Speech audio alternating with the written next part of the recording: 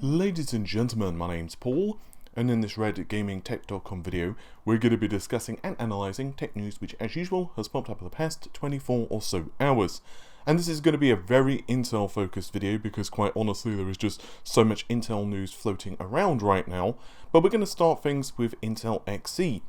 Yesterday I covered a news story that Intel were planning to release discrete GPUs at $200 equipped with HBM2 memory.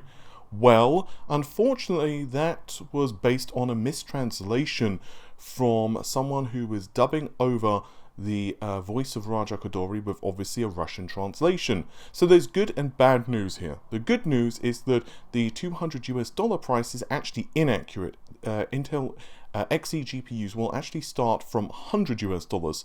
The bad news is, though, you're probably not going to be getting HBM2 memory for $200 on your Intel Xe GPU.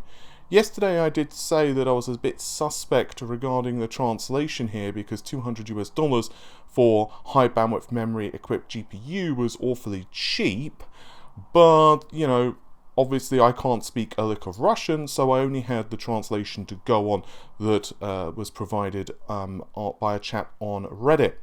So let's get straight into this. So let's begin by revisiting the translated quote that was posted on Reddit. Our strategy, it begins, revolves around price, not performance. First are GPUs for everyone at around $200, then the same architecture but with higher amounts of HBM for data centers. Our strategy in 2 to 3 years is to release a whole family of GPUs from integrated graphics and popular discrete graphics to data center GPUs. So the problem is not actually from the translation. The chap on Reddit did a good job. It was actually the dubbed over translator because, once again, this interview is conducted in Russian and Raja Koduri, to my knowledge anyway, doesn't speak Russian. So someone for the Russian audience dubbed over what he said, and they kind of didn't do 100%. They didn't get 100% accurate. So here's the actual comments from Raja Koduri himself. He said, and I quote, "Not everyone will be able to buy a $500 to $600 card, but there are enough people buying those too, so that is a great market." So the strategy we're talking about is we're not really worried about the performance range, the cost range and all of that, because eventually our architecture, as I've publicly said, has to hit the mainstream, which starts at even around $100, all the way to the data center class cards with HBM memories and all, which will be expensive. We have to hit everything. It's just a matter of where do we start? The first one, the second one, the third one, and the strategy that we have within the period of roughly, let's call it 2 to 3 years, to have the full stack. End quote. So there's actually a lot more information here than the dubbed over translation, and yeah, you can clearly see that the context of what he's saying is very different.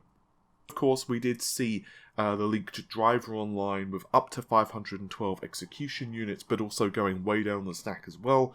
So possibly that's one of the things we're going to be seeing from Intel at launch, but maybe to them that's only the mid-range. Maybe that they're going to start filling out the product stack later on.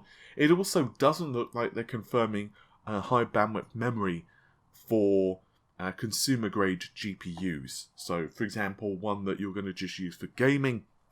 Then again, Raja Koduri was quite a big believer in HBM, but high bandwidth memory without an actual point of high bandwidth memory isn't necessarily the route to go, because obviously it's more expensive. So if they can achieve very similar amounts of performance in terms of bandwidth and whatever with cheaper memory such as GDDR6, that may be the better option for Intel. Either way, I guess in about a year's time we're going to know a lot more stuff from the company. But yeah. But there is also a slight addition to this story, and that actually comes to us from the website foreignex.com. And this is actually a Linux driver. There seems to be a lot of leaks from Intel from the driver side of things. I guess we're really going to have to monitor that closely with a magnifying glass. So the article title is Intel's Linux graphics driver begins preparing for multi-GPU support. End quote. And the patches themselves, which are once again for Linux, use the i915 kernel driver. And it appears, from what we're seeing here anyway, that the first couple of generations of XE will continue to use the Intel i915 rendering manager. And this has been changed a bit and has certainly been updated. But in the patch itself, it says that future XE iGPU and plus DGPU type scenarios with, quote, discrete graphics systems can have both integrated and discrete GPU handled by the i915, end quote. One of the features of DirectX 12 that was touted way back in the day, and yes, I know DX12 is Windows before you say it, but one of the features that was really kind of touted with DX12 back in the day was explicit multi-GPU, or explicit adapter, some people prefer to call it. I actually did a really deep analysis of that back in like 2015. Actually, almost this day. I'm pretty sure it was August, September back in 2015. Anyway, the crux of the matter is that you could mix multiple different GPU types. So you could have an Intel iGPU, for the sake of argument, with an NVIDIA explicit GPU. So one of the purposes of that is that it basically just helps split the rendering workload. Clearly, a discrete GPU is significantly more powerful than an iGPU, but still, at least it could do some stuff and could help frame rates a little bit. But this is certainly not that. This is not, at least from the notes here, it almost looks like this is going to be for more compute-based scenarios, and I don't necessarily think that this is implying that we're going to be seeing Crossfire or anything like that, or a Crossfire type of situation with Intel. With that said though, who knows what the company are planning in the long term. It's possible that Intel want to leverage the iGPU to do certain tasks. For games, for example, maybe the iGPU could do physics, or maybe the iGPU could do something more to do with running artificial intelligence or something like that. It's kind of early, but for now I would probably say that this is not confirmation of gaming related. Instead, I would probably say it's more like compute-based scenarios, because once again, this is Linux. And the final very quick thing for Intel is that there are actually further updates which have started to appear for graphics drivers for Linux 5.4, and these actually support Tiger Lake as well. There's not a huge amount of information for them, we don't know the performance, but as a quick reminder, Tiger Lake is the successor to Ice Lake, and so most likely we're going to see this line of processors release in 2020, so it will be using Gen 12 graphics, but it doesn't look like there's a huge difference in Generation 12 from what we see so far from the code anyway compared to Generation 11, but obviously it's nowhere near the release date yet, so we don't know what's going to change over the next several months / year or so. So yeah, Generation 12 obviously is basically the XE architecture. I know this isn't particularly tech related, but it's also one of my favourite game series, so I do want to give it a quick brief mention here. And that is that the website Biohaze, which as the name would imply is a fan website for Resident Evil, are reporting that Capcom's Division 1, which are responsible for developing Resident Evil along with key Devil May Cry games, have actually sent out an email to Resident Evil ambassadors. This is only in Japan, by the way, so if you're in another part of the world, well, unfortunately.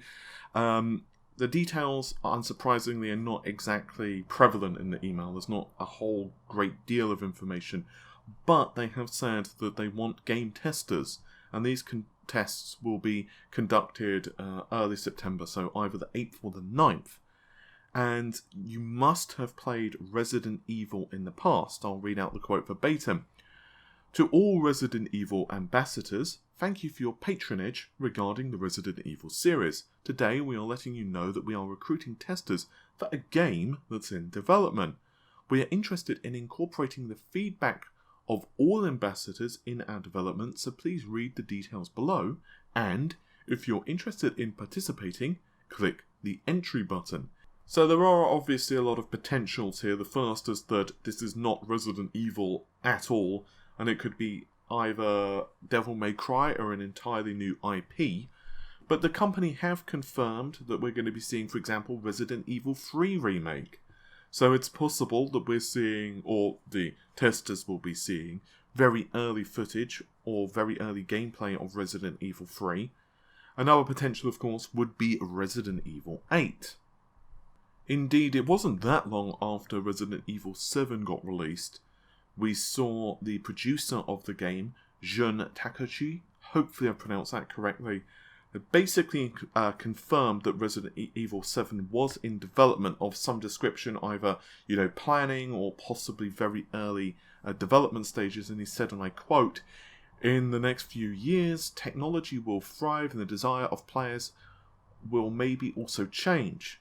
But we will also create a horror experience in which characters transcend difficult situations. To me, personally, that is the point of survival horror, and the next Resident Evil game, along with any future Resident Evil titles, will be around such crisis. Their plans for the next game are already in the making, and when you see the game, it might look very different from Resident Evil 7 in some respects, although we will keep the concept of survival horror. I wonder if that means that they're going to, for Resident Evil 8 anyway, switch from the first-person view. What did you guys think of the Resident Evil 7 first-person view? I've got to say, I thought it was okay, but I personally prefer the more traditional camera angles, such as like Resident Evil 2. So I'm hoping it goes back to that, to be totally honest with you. Because personally I found it just... I think it's just how I prefer to play Resident Evil. Although I do like first-person games, I don't really think it works so well for Resident Evil. And my other criticism with Resident Evil 7 is I felt that the enemies were just very samey. And I kind of got bored fighting them, to be totally honest. So I'm hoping for more variety of the enemies as well, because I didn't really like the Molded that much. I felt that they were a bit... I didn't really think they were that great of an enemy. And, yeah. But other than that, I really love the bosses and the storyline for Resident Evil 7. But I would also really like to see what they're potentially planning for a Resident Evil 3 remake as well. That would be amazing. With all of that said, hopefully you've enjoyed the video. If you did, then feel free to subscribe and click the bell icon, because as we know, subscribing no longer is enough for YouTube. You can also comment on the video and let us know what you think of the plans for the next Resident Evil. Do you want Resident Evil 3 or prefer a Resident Evil 8? And also, what are your plans for Intel discrete graphics? And yeah, you can also find us, of course, down below in terms of social media and also Patreon if you so desire, or Amazon affiliate links. Once again, no pressure on you, but if you're going to be buying something new from Amazon and you want to help support the channel, then if you use one of the affiliate links, it does give us a few pennies. But I'm going to wish you a fantastic day. Take care of yourselves. Bye for now.